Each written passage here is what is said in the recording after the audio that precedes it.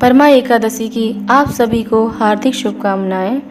हिंदू धर्म में एकादशी का व्रत काफ़ी शुभ और पुण्यकारी माना जाता है।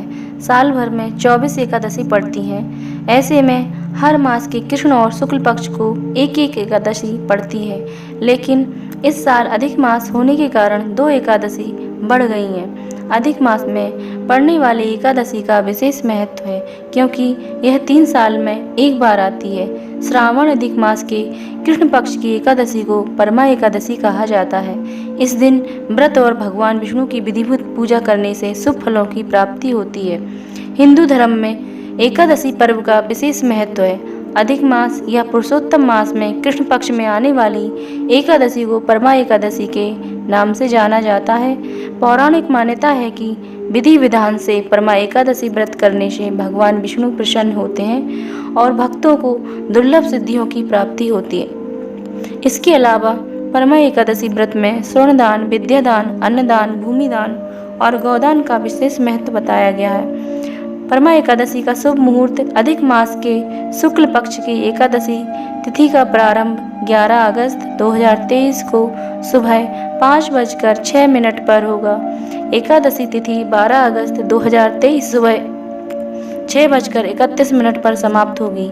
ऐसे में परमा एकादशी व्रत शनिवार 12 अगस्त 2023 को किया जाएगा। साथ ही इस व्रत के पारण का समय 13 अगस्त सुबह 5:49 से 8:19 तक रहेगा। इसके कुछ उपाय हैं। परमा एकादशी पर भगवान विष्णु की उपासना करने से, पितरों का श्राद्ध व तर्पण करने से विशेष लाभ मिलता है। भगवान विष्णु को पंचामृत अर्पित करने से पूजा का विशेष फल मिलता है। परमा एकादशी व्रत के दिन व्रत कथा का पाठ करने से विशेष लाभ मिलता है। इसका महत्व बताया गया है कि पौराणिक कथाओं के अनुसार जब इस व्रत को कुबेर जी ने किया था तो भगवान शंकर ने प्रसन्न होकर उन्हें धनाध्यक्ष बना दिया था। इतना ही नहीं, इस व्रत को करने से सत्यवादी राजा हरिश्चंद्र को पुत्र, स्त्री और राज्य की प्राप्ति हुई थी। ऐसी मान्यता है कि इस व्रत के दौरान 5 दिन तक स्वर्णदान, विद्यादान, अन्नदान, भूमिदान और गौदान करना चाहिए। ऐसा करने से व्यक्ति को माता लक्ष्मी का आशीर्वाद प्राप्त होता है और उसे धन धान्य की कोई कमी नहीं होती है।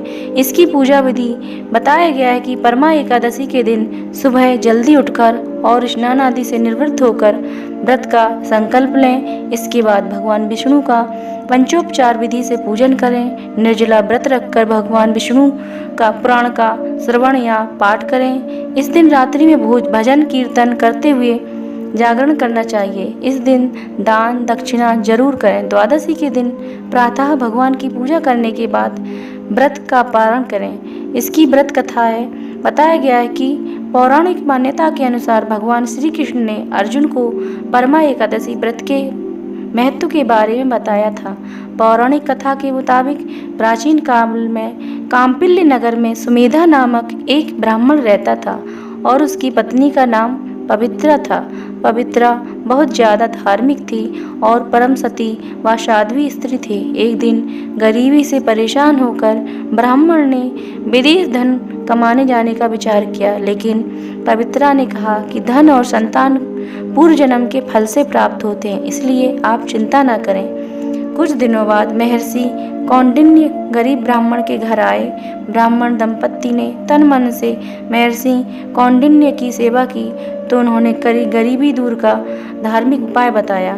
महर्षि कौंडिन्य ने बताया कि अधिक मास में कृष्ण पक्ष की एकादशी का व्रत तथा रात्रि जागरण करने से भगवान विष्णु प्रसन्न होते हैं। इतना कहकर मुनि कौंडिन्य चले गए और सुमेधा ने पत्नी सहित व्रत किया और उन्हें सुखी जीवन प्राप्त हुआ।